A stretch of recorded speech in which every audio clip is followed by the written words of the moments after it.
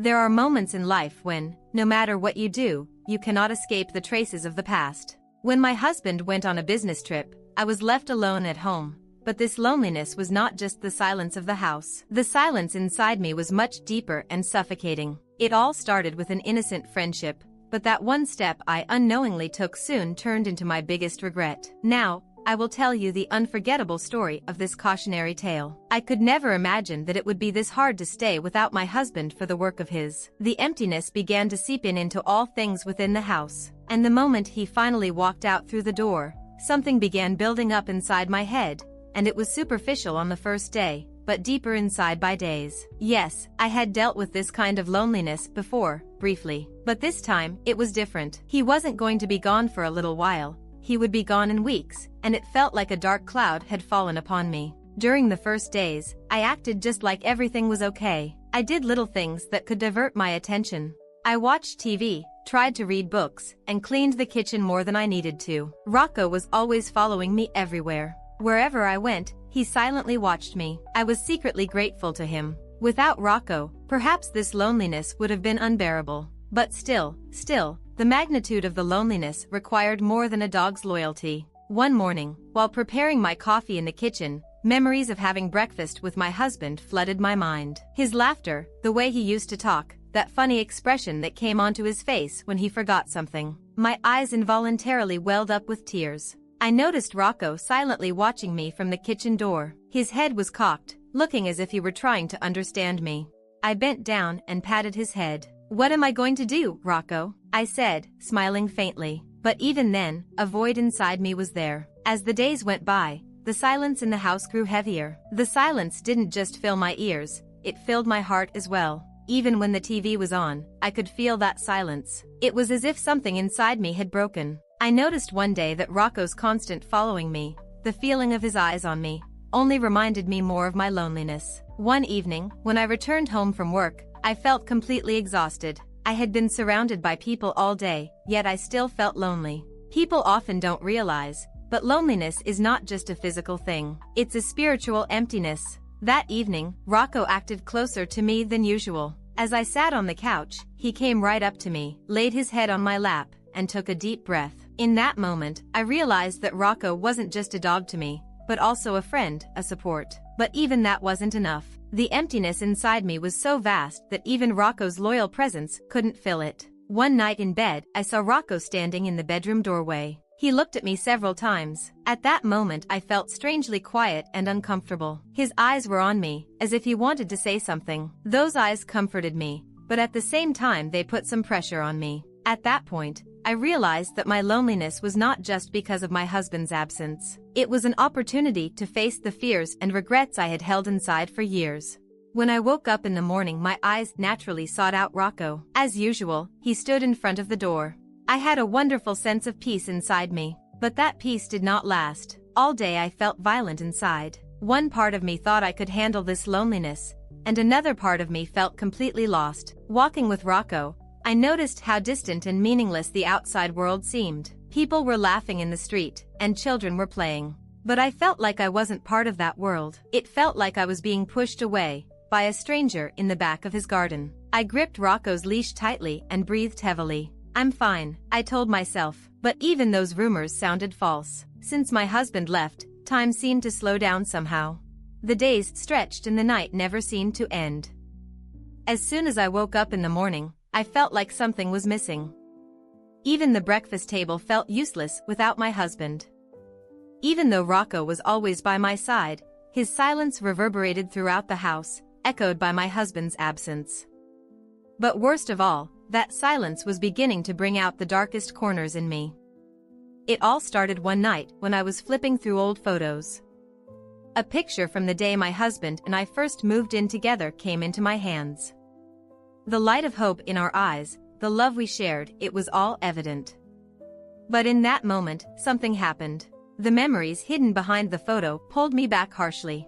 That sneaky feeling of guilt lurking beneath my emotions resurfaced. I had done something in the past, a mistake. A mistake so profound that, even after all these years, its traces inside me were still fresh. During the times my husband and I argued, when our bond was on the verge of breaking, At that moment, when I felt lonely and unseen, I turned to someone else.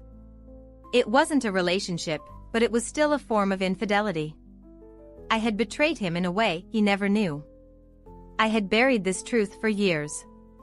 But now, in his absence, in this silence, these ghosts were resurfacing. The Rocco stood beside me. His eyes stared at me. Looking at me like he had done, those eyes seemed to understand me. But the silence under that pair of eyes. This silence that made me almost crazy. Why now? I think about it. Why is this loneliness causing me to face the past? As I walked through the house, I am always aware that Rocco is always behind me. It's like he is watching me. Try not to let me go, I emphasized in front of him. But at the same time, I compare his loyalty with my dishonesty. How always a Rocco warns me how loyalty is and nothing like that. And this makes me more guilty in me. One day I walked into a small office of the husband, which he used to work. His smell is still there. On his desk there are a few notes that he left. There are only half a cup of coffee that is finished drinking. At that time, my guilt was overwhelming like waves. I leaned on his table and my eyes were filled with tears. I whispered to myself. I hope I won't make that mistake. I whispered. The Rocco stood at the entrance to the door. He looked at me quietly but decided. Tell me, a friend, I said. Is it possible that people one will forget the mistakes they made? Forgive yourself? Even. Of course, I didn't expect the answer, but at that time, the Rocco gradually moved closer and put his head on my lap. At that time, I realized that his love had no conditions. For those who love, it's not always pure or easy. That night, as I tossed and turned in bed, I kept thinking about the past. The depth of the chasm between my husband and me, how it had started, and how we had tried to close it. But I had never felt like it had fully healed. My husband had trusted me again, or at least, it seemed that way. But I hadn't forgiven myself. Rocco was lying at the foot of the bed. I listened to the sound of his deep breaths. His peace gave me some comfort, but at the same time, it reminded me that I didn't have that peace inside myself. As I stared at the ceiling, lost in my thoughts, I thought, if I don't fix something inside of me, this loneliness will swallow me whole. That week, I came more out and into the world to prevent the burden of old memories from crushing me. Walking with Rocco had become part of my routine, which went really well. Until the walks seemed to stretch out infinitely before me. Lord, walking with Rocco seemed to be everything to me, long walks. All over that park.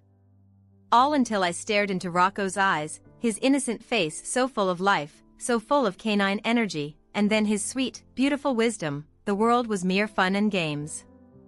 My life hung on knots, if any, tied knots that ruined everything, or something. Walking became like a combat zone in my soul. He had forgiven me, but I was carrying that burden still. It seemed only Rocco's eyes dared ask me that increasingly confusing question, why does it seem so difficult to forgive oneself? That week was spent thinking up every lonely moment while alone at home and just trying to find an answer to that question. But I never found a practical answer, only that Rocco's face reminded me of loyalty. How pure could it be in a dog, but how very complicated it was in a human. These thoughts kept me up every night. Really, the skeletons in the closet were so exhausting, yet the facing was empowering in some strange way. Now crushed under the weight, every day, with every breaking hour, I was gradually awakened. But this awareness was pulling my mind in all directions. They asked, on the one hand, my love for my husband and, on the other, the very essence of loyalty. The fight went on and on. That morning, I decided I wanted to take a long walk with Rocco. The air was cool, and the sun was hiding behind gray clouds. As we walked through the park, people were walking their dogs, and children were running around. Everyone seemed preoccupied with their own lives, and that gave me some comfort. I liked getting lost in a crowd, because no one knew me. No one knew what I was going through. Rocco, as usual, was full of energy.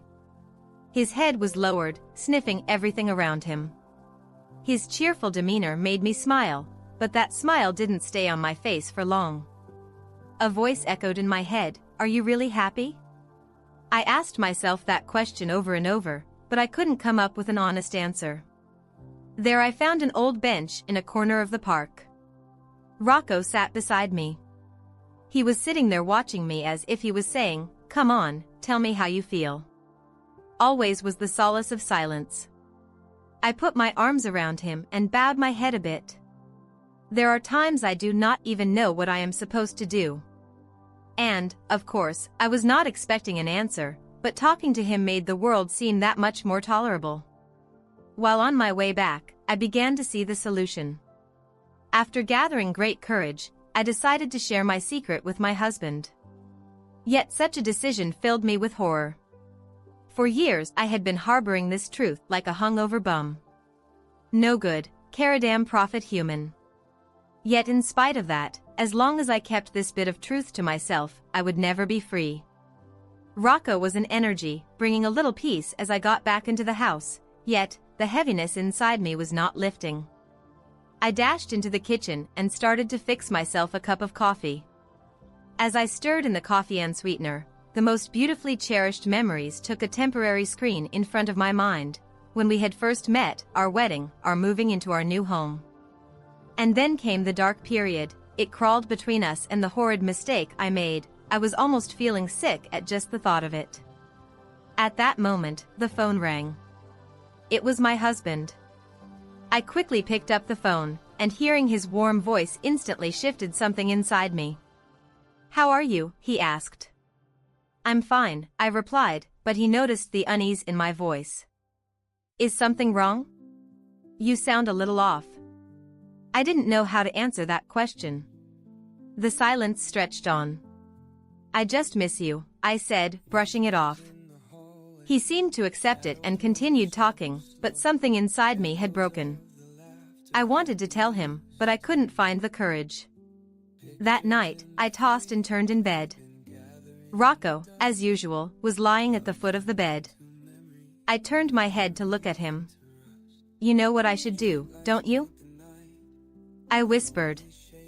Without saying anything, he just kept looking at me. Yet, his silence felt like an answer in my mind. I needed to tell him something. This secret was eating me up. The next morning, standing in front of the mirror, I kept staring at myself for a very long time. My eyes had exhaustion in them, my face indecision. A battle was going on inside me. Should I share my past mistakes, or should I bury this secret forever? Which one would be more right? Which would hurt us less? The answers to all these questions were impossible to find. I walked around the house most of the day, looking at old photos and thinking about all the places my husband and I had been. It was all so complicated, I didn't even know where to start. But Rocco was following me everywhere. His presence gave me strength somehow. He was a reflection of my conscience. Afternoon had come and sealed the matter in my head. I wanted to call my husband and just tell him it all, but that wasn't about to happen anytime soon. I wanted him home, and so I waited. Waiting that gave time but added fear as well. Yet by that time, there was no turning back. This meant a face-to-face, an encounter where it all had to be brought into the open. That night, while petting Rocco's head, I asked him, "What is loyalty, Rocco? Is it loving unconditionally like you do, or is it about being able to accept your own mistakes?" I still didn't know the answer to that question. But one thing I was certain of, I couldn't move forward without facing the past. The day had come. The day he was coming home. The thoughts I'd been wrestling with for days, the fears eating me up, all surrounded me like a cloud of mist. That morning, as I stood in front of the mirror, I told myself, "Today, you'll tell him everything." But even those words didn't feel strong enough. Because the voice inside me still resisted. What if you lose him? What if this is the end of your relationship? Rocco was silently watching me from the kitchen. I always felt like there was a kind of wisdom in his eyes. It was as if he understood everything, yet said nothing. His presence was both comforting and frustrating. "Can I do this, Rocco?" I asked. He just tilted his head. I knew how silly it was to expect an answer from a dog, but right then, he felt like the closest thing to me. I tried to keep myself busy cleaning the house until it was time for him to return. Tidying up the house was the easiest way to distract my mind. But every corner I cleaned, every item I rearranged, reminded me of the mistakes of my past and the burden of this secret. My heart was racing, like I had been running for hours.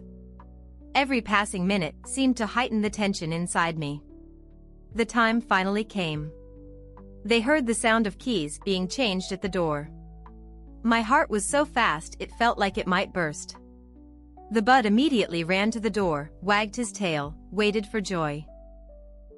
I smiled at him when he saw her so far, but that smile disappeared when my husband entered the room. He was there. When I saw it, I briefly retired, but then again the rumors descended on me. He came over and laid me on his sticks next to him and gave me a hug. "I missed you a lot," she said. "I've left you," I said, but it was impossible to notice the stress in my voice. Even his heat couldn't calm me down. My inner battle was still going on. When preparing dinner, I have spent time in silence. He was talking about his business trip, and I was listening. Part of my intention was to practice with the words I wanted to say. How can I say that damage is minimal? How can I be vulnerable to him? But even if I chose any word, I knew this conversation would definitely suffer. We went home after dinner. Batty was on his knees like a Galician bastard. We sat on the side couches. They turned on the TV, but he didn't see both of us. They felt like it was the right time. With the deep breath. "It feels like the heart has burst out of my chest. We need to talk to us," I finally said. He turned his gaze to me. He was worried about his eyesight. "Really, what happened?" I asked him, "What is it?" At that point I wanted to quit everything. I wanted to stop the conversation and let this burden carry a little longer. But I couldn't. This conversation was hard as it was, but it needed to happen. "This isn't going to be easy," I said. My eyes were filling with tears.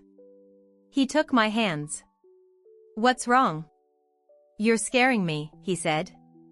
I took a deep breath and began to speak. At first, I spoke slowly, hesitating.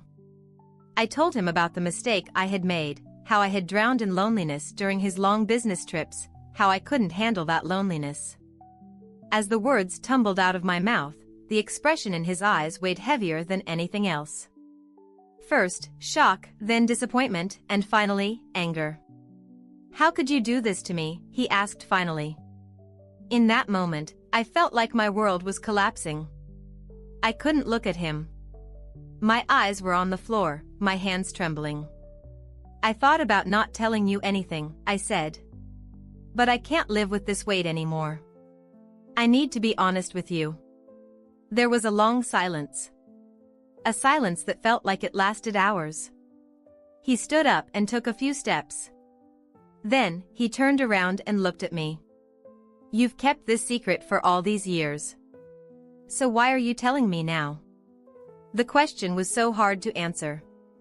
"Because I love you," I said. "And I feel like I need to be honest with you." That night, we talked. Sometimes he yelled, sometimes he stayed silent. Sometimes he cried, sometimes he listened quietly. Rocco moved around us like a silent shadow, as if he, too, could feel the weight of the confrontation. Everything was so complicated that I didn't know how it would end. Finally, silence settled in the room. "How do we fix this?" he asked. "I don't know," I said. "But I want to try. I want to do everything I can to make it right." That night, we slept in different rooms. Rocco, however, slept by my side, at the edge of the bed. Even his breathing brought me some peace. But I didn't know what my husband was thinking, or where this relationship would go. Was this an end, or a new beginning? The only thing I knew for sure was that I had finally freed myself from the burden of the past. Eventually, I realized that everything has a price. That moment, that regret, wasn't just mine. Every wrong I did didn't only hurt me, it hurt everyone around me. Sometimes, a person strays onto the wrong path to find themselves, but what matters is knowing how to turn back. I now know that the loneliness and emptiness inside me cannot be filled by anything outside. True happiness and peace must be found within. With every step, we must not cross our own boundaries, and we must not lose love or loyalty. Remember, even if it's by mistake, once you take a step, it might take even more effort to go back. The lessons I've learned from this story, I hope, will serve as a lesson to